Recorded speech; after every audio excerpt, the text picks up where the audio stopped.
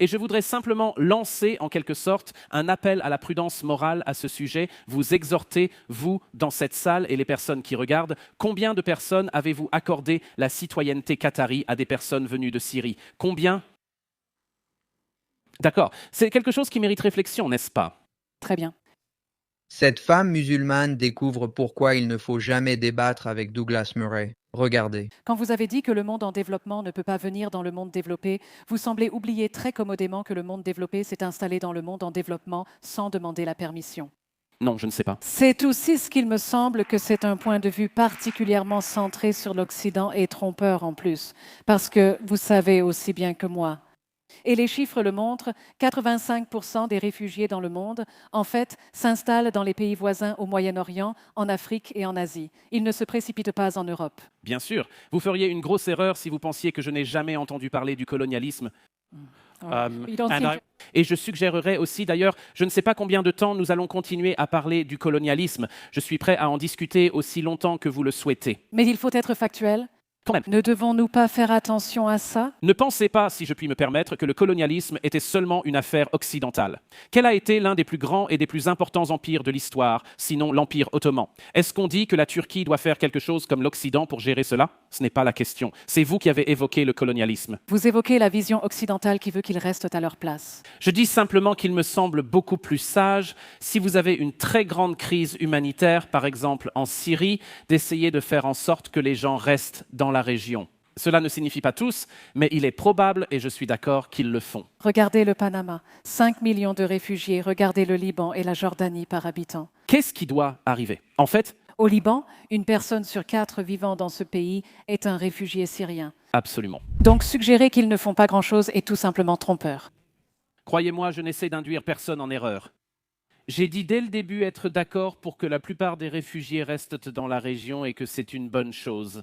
Je pense qu'il vaut mieux que les personnes, par exemple, qui fuient la Syrie, se retrouvent dans les pays autour de la Syrie afin de pouvoir retourner dans leur pays, plutôt que de les mettre en Norvège. Ils ne veulent pas revenir, vous le suggérez. Qui saint d'esprit ne serait pas suggéré? Quand ai-je dit cela? Quand on entend un réfugié, s'il avait la possibilité de revenir, bien sûr qu'il voudrait revenir. Je n'ai pas dit qu'il ne le ferait pas. Il laisse tout derrière. Mais tu sembles ignorer un autre fait important que je veux te présenter avant qu'on regarde la vidéo.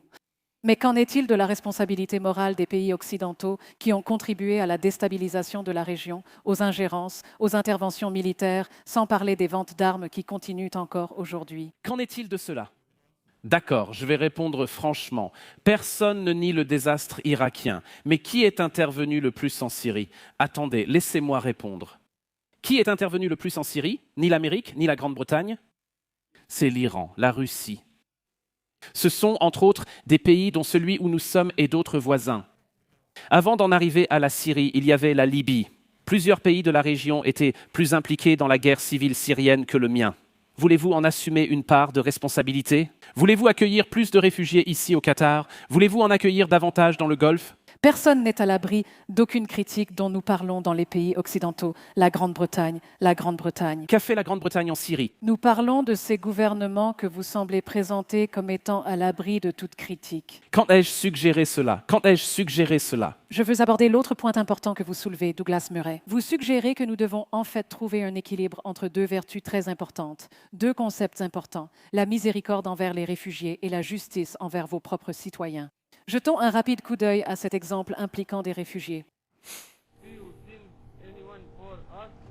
Nous sommes les Syriens. Je vous donne le numéro de l'autorité de Malte parce que vous êtes près de Malte. Allô? Yes.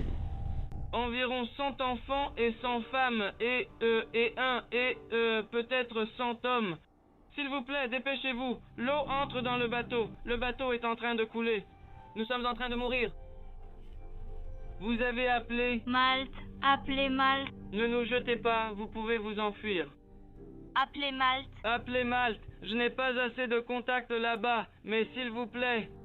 Vous avez mon numéro maintenant. Appelez-moi, s'il vous plaît. C'était 2 fois plus proche d'une île italienne que de Malte. Mais encore une fois, cette idée que nous devons protéger nos valeurs. Où se situe la miséricorde là-dedans? Pas seulement la miséricorde, mais aussi l'obligation, les obligations légales des États. Je dirais que nous devons tous veiller à ne pas rejeter la responsabilité. Il y a une responsabilité envers tout le monde. Cela inclurait l'État dans lequel nous nous trouvons actuellement, n'est-ce pas? Cela inclurait tous les États de cette région. Cela inclurait les États frères. Cela inclurait l'UMA. Cela inclurait tout le monde. Ce ne serait pas seulement les Italiens. Maintenant, les Italiens, d'ailleurs, et laissez-moi juste terminer ceci. Laissez-moi répondre et finir. C'est une question valable. Mais contrairement aux pays européens, Permettez-moi de préciser, contrairement aux pays européens, ils ne sont pas partis aux conventions sur les réfugiés de 1951. Eh bien, c'est juste un fait. c'est pratique, n'est-ce pas? Mais je vais te laisser continuer. Cela signifie que les pays signataires des conventions sur les réfugiés sont plus critiqués et qu'on attend d'eux qu'ils assument une plus grande part du fardeau que ceux qui ne l'ont pas fait. Et je vous suggère que personne ne devrait pouvoir s'absoudre de tout reproche. Mais si vous allez en Italie maintenant, et je ne sais pas quand vous y êtes allé pour la dernière fois, mais on ne peut pas dire que cela se passe bien en Italie, ni pour les migrants qui arrivent, ni pour la population italienne. Les ressources ne sont pas consacrées à cela. Soyons honnêtes, les politiques ne sont pas en place. Les ressources ne sont pas là. Même si ces personnes, lorsqu'elles arrivent, je suis leur parcours. Ce n'est pas seulement que, vous savez, les populations locales en Italie ont... je suis allé à Lampedusa, j'ai vu les bateaux arriver. Les populations locales sont extrêmement généreuses. Elles sont extrêmement gentilles avec les gens. La plupart des populations en Europe, n'allons pas croire que les Européens sont incroyablement sans cœur. Allez, ils accueillent beaucoup de personnes et ils essayent de gérer un très gros problème très rapidement. Je vais évoquer brièvement l'expérience de ma mère comme immigrée et rappeler, à l'instar de Mark Lemon Hill, l'importance de l'éducation pour expliquer la place des réfugiés dans le cadre plus large du développement économique. C'est pourquoi je reste très sceptique. Parce que lorsque ma mère est arrivée au Royaume-Uni et que ses parents sont arrivés au Royaume-Uni, les gens les appelaient toujours des Sale Pakis. Quand elle a été diplômée de l'Université d'Oxford, elle restait une personne de couleur qui n'était pas considérée comme une citoyenne. Alors, dans quelle mesure peut-on vraiment vendre cette idée que le fait d'être éduqué ou de remplir les critères X et Z est ce qu'il faut faire en tant que réfugié pour que les gens vous humanisent? Le problème fondamental avec ces personnes, c'est qu'elles ne vous humanisent pas.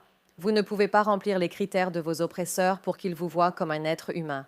Alors, comment humaniser les gens? Déshumaniser les réfugiés, merci. Je me tourne maintenant vers vous, Douglas Murray. Parce qu'une grande partie de votre argumentation, Douglas, semble opposer nous à eux. Le fait que, vous savez, nous avons nos propres valeurs, notre propre identité britannique, nos propres vertus, et qu'ils viendront sur nos côtes avec leurs valeurs, leurs traditions. Vous semblez presque suggérer qu'ils viennent dans vos pays avec des valeurs d'une moindre qualité. Non, je ne pense pas avoir dit cela à aucun moment. Et c'est encore une fois où vous essayez de me faire dire quelque chose que je n'ai pas dit. Quand vous parlez de différence de valeurs, que voulez-vous dire? Je n'ai pas dit cela. J'ai dit qu'il y a des défis, car nous le savons. Soyons francs à ce sujet. Je veux dire, par exemple, j'ai été dans le Golfe depuis environ une semaine. Je vois plus de burqas dans ma ville natale de Londres que ce que j'en ai vu dans le Golfe ces derniers jours, surtout ici à Doha. Maintenant, je ne peux pas dire que je sois ravi de voir de plus en plus de burqas à Londres. Est-ce que je ressens de la haine envers les personnes qui les portent? Bien sûr que non, mais je ne peux pas dire que cela me réjouisse. Et il y a certainement des moments où je me demande, vous savez, à partir de quel pourcentage de burqas dans cette zone cela devient-il désagréable pour les autres? Mais encore une fois... Est-ce vraiment à cause des burqas? On ne demande pourtant pas aux personnes ayant d'autres traditions si la vue de gens buvant de l'alcool les dérange. Ou encore Katie. Eh bien, on pourrait le faire en Grande-Bretagne. Je dois dire que vous faites fausse route si vous pensez convaincre un Britannique qu'on devrait arrêter de boire de l'alcool à cause de personnes qui arrivent dans notre pays. Je veux dire, ça n'arrivera pas. Toutes ces choses ce sont des traditions qui ne correspondent pas tout à fait aux leurs. Eh bien, ils ne le font pas. Oui, comme je l'ai dit. Et avant que ça devienne conflictuel, ce que tu as fait dès le début, j'ai expliqué que le problème, c'est que tout cela se heurte. Dans cette situation, tu dois choisir ce que tu es prêt à abandonner ou à négocier et ce que tu refuses. Tu ne convaincras pas les Britanniques de changer leur culture. Permets-moi une remarque. Chaque société a certains aspects auxquels elle ne veut pas renoncer. Celle-ci au Qatar aussi. Celle-ci le fera. Tout le monde le fait.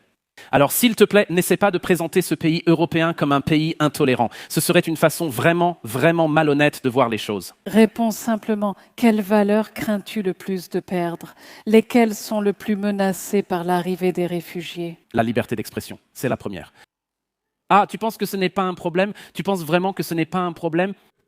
Non, non, non, laisse-moi rebondir là-dessus. Laisse-moi rebondir là-dessus. C'est facile de ricaner, jusqu'à ce que des amis à toi se fassent tirer dessus dans une rédaction de journal. C'est facile d'en rire jusqu'à ce que ça touche des proches. Est-ce qu'il y a une exagération, Douglas? Penses-tu qu'en Occident, il y a cette peur de l'islam ou de tout ce qui nous paraît si différent? Non, je veux dire, la société dont je viens est l'une des sociétés les plus pluralistes et diverses au monde. On ne pourrait pas trouver une plus grande diversité de personnes d'origine, d'ethnie et de langues différentes que celle qu'on trouve en Grande-Bretagne. C'est pourquoi, encore une fois, si je peux me permettre, je m'oppose à ce que vous avancez, à savoir que ce sont des sociétés particulièrement intolérantes et peu accueillantes. Les preuves suggèrent que la Grande-Bretagne ne vous offre finalement pas cette chance. De nous dire depuis Votre perspective ce que vous trouvez menaçant ou non? À propos des réfugiés en Angleterre, permettez-moi de répondre en élargissant un peu.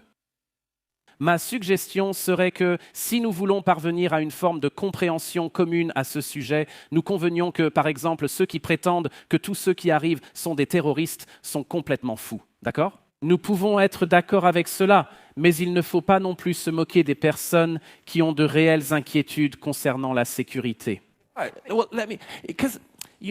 En 2015, certains responsables européens affirmaient qu'il était totalement xénophobe de penser que l'un des 1,5 million de personnes arrivées en Allemagne par bateau pouvait être violent. Et tout le monde a ri jusqu'à ce que des gens commencent à faire exploser des bombes, jusqu'à ce qu'à Ansbach, en Allemagne, il y ait eu un attentat suicide devant un bar à vin.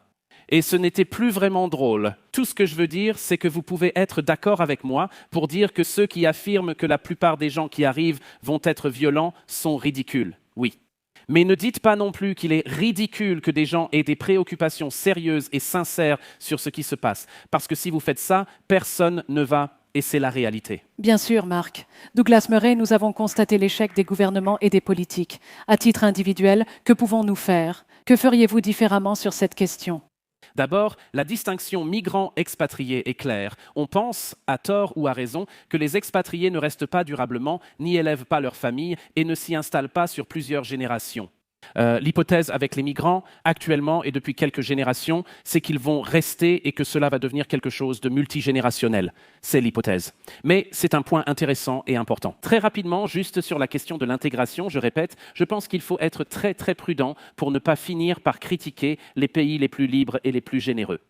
Et je voudrais simplement inviter, en guise d'appel à la prudence morale sur ce sujet, vous, dans cette salle et les personnes qui regardent, à vous demander combien de personnes avez-vous rendues citoyennes du Qatar venant de Syrie? Combien? D'accord, c'est quelque chose qui mérite réflexion, n'est-ce pas?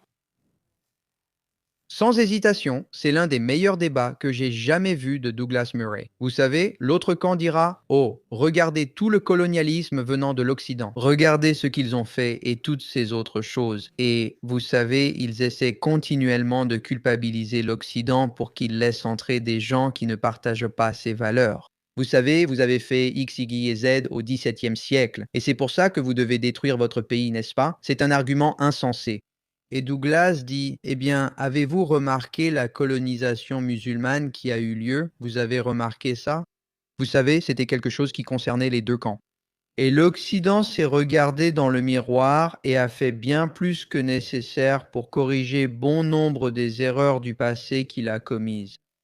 Vous savez, il a fait beaucoup de choses concernant les libertés civiles, les droits des femmes et tout le reste. Une grande partie du monde musulman ne l'a jamais fait ni ne s'est regardé dans le miroir. Et au-delà de ça, cette idée que, par exemple, parce que ces personnes vivent dans la misère ou ont besoin d'aide, l'Occident ou les pays occidentaux ont le devoir de les laisser entrer. Non, en fait, non. Deux choses peuvent coexister. Des gens vivent dans la misère et ont besoin d'aide. Et en même temps, un pays peut aussi avoir des problèmes s'il les laisse entrer. Et le pays n'est pas là pour servir les étrangers. Le pays n'est pas là pour servir des gens venus d'autres pays, ni pour les laisser entrer. Le pays est là pour servir ses propres citoyens. Je demanderai à ces politiciens qui laissent entrer des immigrés au nom de leur prétendue gentillesse. Qu'est-ce qui vous en donne le droit? Beaucoup de citoyens de votre pays vous élisent parce qu'ils croient que vous allez agir dans leur intérêt. Et au lieu de cela, vous mettez les immigrés avant les personnes qui vivent réellement dans votre pays. C'est fou car, encore une fois, vous n'êtes pas élu pour ces autres personnes, mais pour votre peuple. Et c'est très triste. C'est vraiment terrible que cela se produise. Mais au bout du compte, si vous êtes un responsable gouvernemental élu, vous êtes là pour servir d'abord les besoins de vos citoyens. Et vous savez, d'abord et presque uniquement, à moins qu'ils ne vous disent eux-mêmes qu'ils sont pour cela, qu'ils sont pour l'immigration. Faire cela quand même, c'est presque une trahison. C'est une trahison envers les personnes qui vous ont élus. Encore une fois, merci d'avoir regardé cette vidéo. Pour en voir plus, abonnez-vous à la chaîne. Si vous voulez nous aider à réaliser plus de ces vidéos, vous pouvez aller sur buymecoffee.com/Jewish Uncensored. Merci d'avoir regardé et je vous retrouve dans la prochaine vidéo. Si vous soutenez notre action chez Jewish Uncensored, aidez-nous de diverses façons. Vous pouvez nous soutenir financièrement en allant sur buymeacoffee.com/Jewish Uncensored. Vous pouvez également visiter notre nouvelle boutique de produits dérivés, israeluncensored.com, où nous venons de sortir plein de nouveaux articles. De plus, pour accéder à du contenu exclusif, vous pouvez aller dans l'onglet Adhésion de cette chaîne et y adhérer. Et enfin, vous pouvez partager cette vidéo avec votre famille et vos amis afin de diffuser ce message dans le monde entier. Merci beaucoup pour votre soutien.